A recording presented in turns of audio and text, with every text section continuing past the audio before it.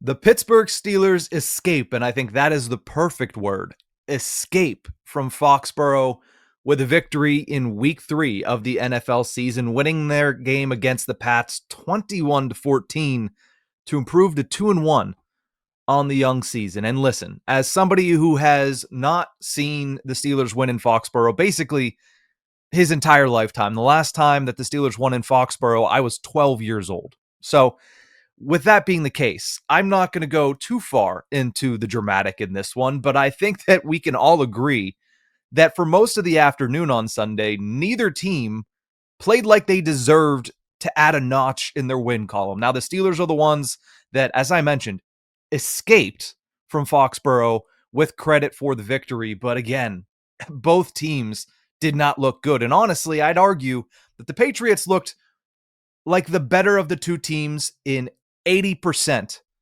of this game on Sunday. The only problem with that is they made a few fatal mistakes, including 5 turnovers.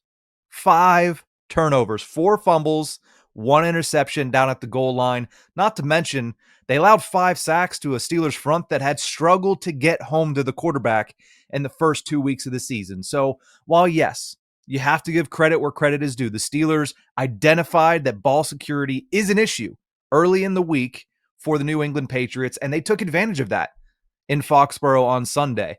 But the Patriots, I can't shake this feeling that they gave away a victory on Sunday more so than the Steelers were able to secure it themselves. Because if you look at the rest of the game outside of the 5 turnovers, and I understand it's hard to do, it's a huge part of the game, and it's a part of the game that the Steelers pride themselves on. Turnover culture has always been and will always be a pillar of the TJ Watt era Steelers defense, and honestly, the Steelers defense in any era. But you look at everything else that happened on Sunday, and the Pittsburgh Steelers just didn't appear to be a team that deserved to get a win. Now, here's the thing. In the NFL, they don't ask how, they ask how many. And right now, the Steelers have 2 in the win column to 1 in the loss column, and that's a great thing. But I think when you look at this, you look at this Steelers team, you look at the way that they've won their 2 games, man, it just feels unsustainable. And I hate to say that because I want to be on this. It's Super Bowl or bust. They're winning. It doesn't matter how. They're getting the job done. I want to be on that train. But then you watch Monday Night Football. You watch Lions Ravens. You watch any game that the Buffalo Bills have played in, and you just realize that it doesn't feel like the Steelers are quite on that level right now. Not saying they can't get there. It is week 3 of the season, and teams do mature throughout the season. We expect the offensive line to be a big portion of this team that matures throughout the season. But if you just look at where they're at in week 3, it feels like they are still miles behind what it's going to take to become a contender in the AFC this year. The Steelers finished with 203 total yards of offense, which is just nowhere near enough on most weeks to come away with a win. Aaron Rodgers himself finished with only 139 pass yards, 2 touchdowns, 1 really bad interception, and the Steelers offense, who was aided by a lot of defensive penalties in the first couple of drives, were able to get up to a 14-0 lead and then vanished for most of the game until they came back and they were able to score late in that game. And a good drive, and you have to give credit where credit is due. The Steelers offense stepped up when it mattered most, but that's not what you were hoping for out of the Steelers offense coming into this year. In fact, that's kind of what the Steelers offense had looked like with Kenny Pickett. Maybe they get some work done in the second quarter, and then they disappear for majority of the game until it matters most, and then they can pull out a drive out of nowhere that makes them look unrecognizable to the team that you've watched for the past 3 hours. And well, that was the Kenny Pickett offense of the Pittsburgh Steelers. That shouldn't be the Aaron Rodgers Pittsburgh Steelers offense. And yet, that's what we saw on Sunday. And again, it is week 3.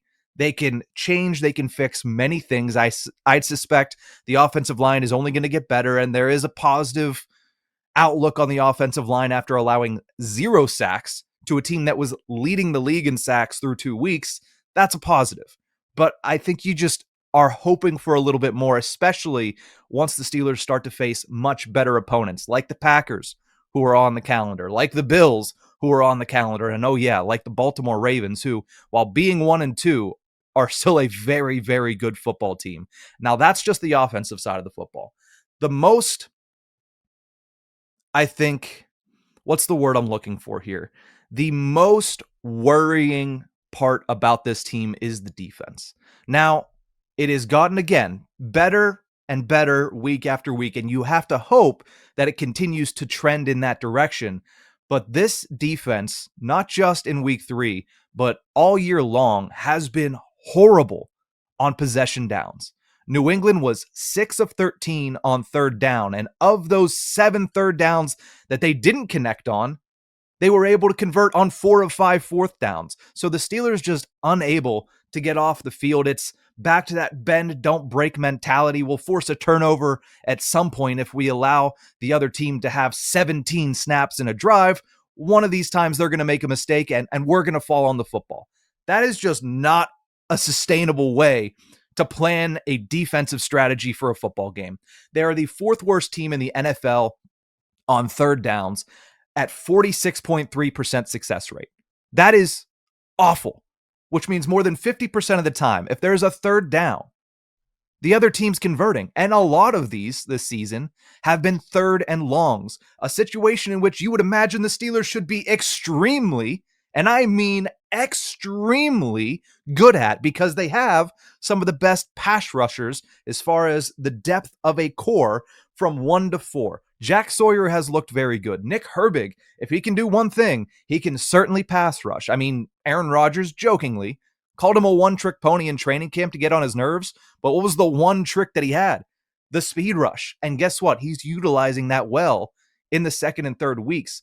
But this defense, you would think, in third and long, should be set up for success. And yet this season, it has been the exact opposite. We don't need to revisit the week 2 third and goal from the 19, because that, I think, was an aberration.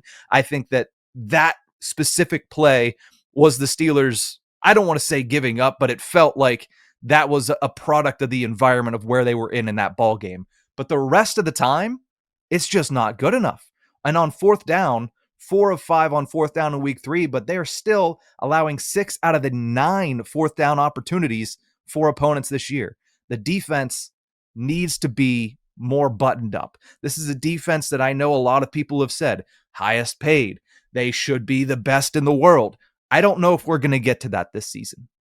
I just don't. I don't know if this defense is going to be able to lead the league in maybe any other category except turnovers. And if you can do that, lead the league in turnovers, and if you could come in the top 10, maybe top 5 of sacks, then I think a lot of people will say, hey, it's all right that they've given up some yards because they make the big plays when it counts. That's what happened this weekend, and that's why the Steelers walked away victorious. But again, it's not sustainable, and that's why I think fans should be worried, because this is the same brand of football that the Steelers have been playing for the last decade, and that brand of football has not breeded playoff success, and it won't breed playoff success again this year. There are some things that need to be changed, some improvements that need to be made, and we need to see before we can feel comfortable at all with this team being as all in as they said that they were, as they appeared that they were this offseason. Because all in all,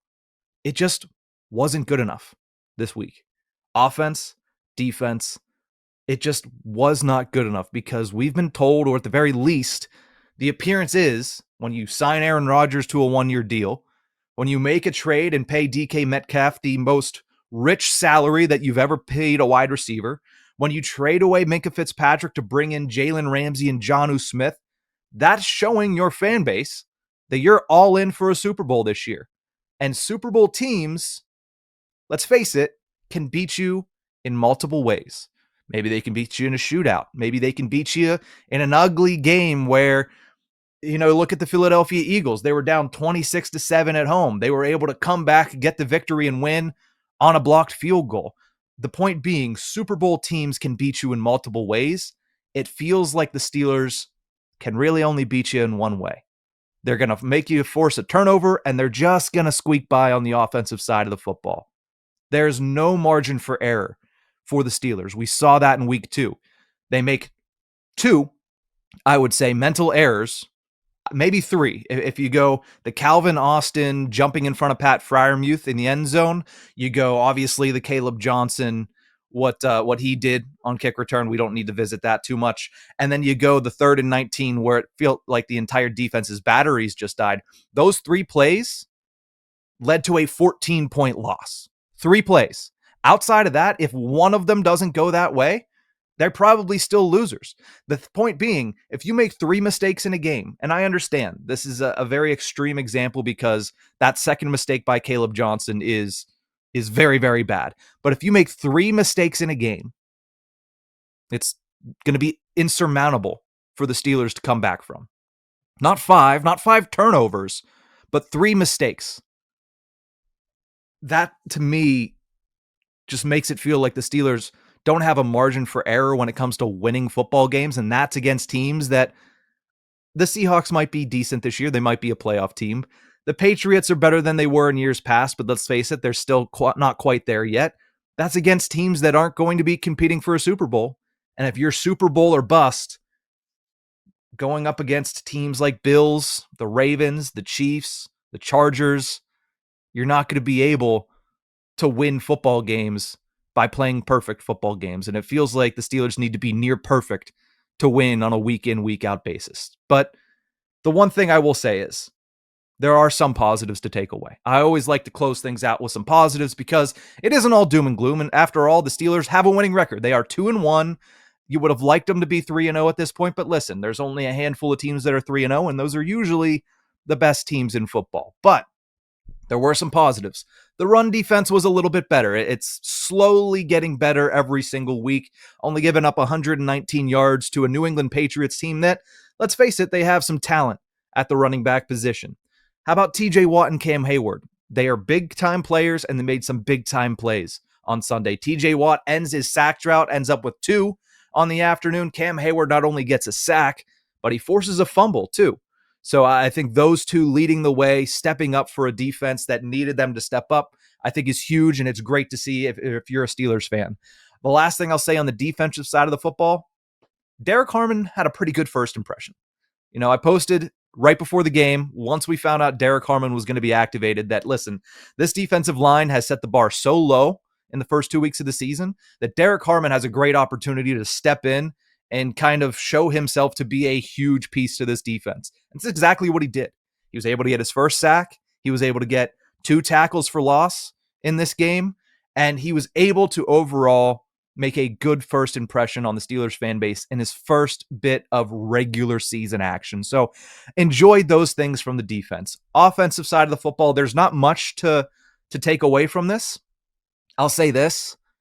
Jaylen Warren is the Steelers' biggest weapon on offense. I understand DK Metcalf is a absolute freak, but the ways in which you can utilize Jaylen Warren, not just in the run game, but catching the ball out of the backfield, and the fact that he is able to create when there's not much in front of him is exactly what the Steelers offense needs, because let's face it, the offensive line is a work in progress. And when that's the case, you need a running back that's going to be able to shed the first block or make the first man miss to be able to create anything. And that's exactly what Jaylen Warren has been able to do through 3 weeks of this NFL season. 81 all-purpose yards in New England. He obviously had the biggest and really most productive play of week 2 whenever he took that pass, about 67 yards, breaking 5 or 6 tackles against the Seattle Seahawks. Jaylen Warren is the weapon for the Steelers on offense, and it feels like their offense is going to go as Jaylen Warren goes for the first couple of weeks until that offensive line can get clicking. And the last thing I'll mention here, and this is something that some of you might disagree with, but I think overall it's hard to refute. Calvin Austin, let's start calling him Clutch Cal, because he seems to come up in all of these big moments. He had a fourth quarter touchdown, the game-winning touchdown against the New England Patriots. He also had a catch to start that drive for about 8 or 9 yards, which I know is not saying too much, but when you look in the grand scheme of things in that game, the Steelers offense really had no momentum at that point in time, and making that first catch, making that first play of that drive, a good throw by Aaron Rodgers and a good catch by Calvin Austin after a good route, that was able to set the wheels in motion that led to the Steelers going 62 yards down the field and scoring that final 7 points. He starts the drive, he caps it off in the fourth quarter, and now I looked this up because I just thought about it whenever he scored that touchdown. Man, it feels like Calvin Austin scores a lot of his touchdowns in the crunch time. And that's why I'm going to start calling him Clutch Cal, because Sunday's touchdown was the 5th of Calvin Austin's 7 career receiving touchdowns that have been in the fourth quarter. 5 of 7 in his entire career. He is a bona fide number 2 wide receiver. He might not be somebody that's going to fill the box score up with 100-yard game after 100-yard game, but you know what he's going to do? He's going to step up whenever DK Metcalf is double covered, is triple covered. If you give him the one-on-one opportunity, he's going to win that opportunity more times than not. He did it on Sunday. He did it in week 1 against the New York Jets, and it's not just let's throw a crossing route to him because he's fast. He can go up and get it. He can make the back shoulder catch as we saw on Sunday. He is clutch, and he is coming up in a big way for the Steelers this year. And if you're not recognizing that, then I don't know what to tell you, because he is a bona fide number 2 receiver. Enough of this. We need a number 2 talk. What you need is an offensive line to be able to keep Rodgers upright enough to have some time to let Calvin Austin cook. Because if he can cook, and if DK Metcalf can start getting open because there's a little bit more time to let these routes develop, the Steelers might be in a pretty good situation when it comes to their offense. I like Calvin Austin, and I think that he has stepped up in a way that a lot of people were asking for someone to become that Steelers number 2 receiver. So that's going to do it for this video. Thank you guys so much for tuning in. The Steelers are heading over to Ireland, and I just don't know what to expect in this game. The Minnesota Vikings have a very, very good defense. When we talk about the Steelers struggling to keep Aaron Rodgers upright, he was hit 3 times, albeit none of those being sacks. The Vikings are going to bring the pressure. They're going to dial it up. Can the Steelers offensive line hold up? And then what was Carson Wentz in week 3? Putting up a 40-burger on the Cincinnati Bengals. And I understand the Bengals defense, well, we've talked about that ad nauseum, but what is Carson Wentz? Because anybody under Kevin O'Connell seems to be their best version of themselves. And let's not forget, the best version of Carson Wentz was an MVP. So we'll see what we get to experience as the Steelers take on the Vikings in Ireland. But that's going to do it for this video. Make sure that you subscribe, like, share, all that fun stuff on our channel at Nick Belsky on YouTube. But that's it for this one. We'll see you guys next time.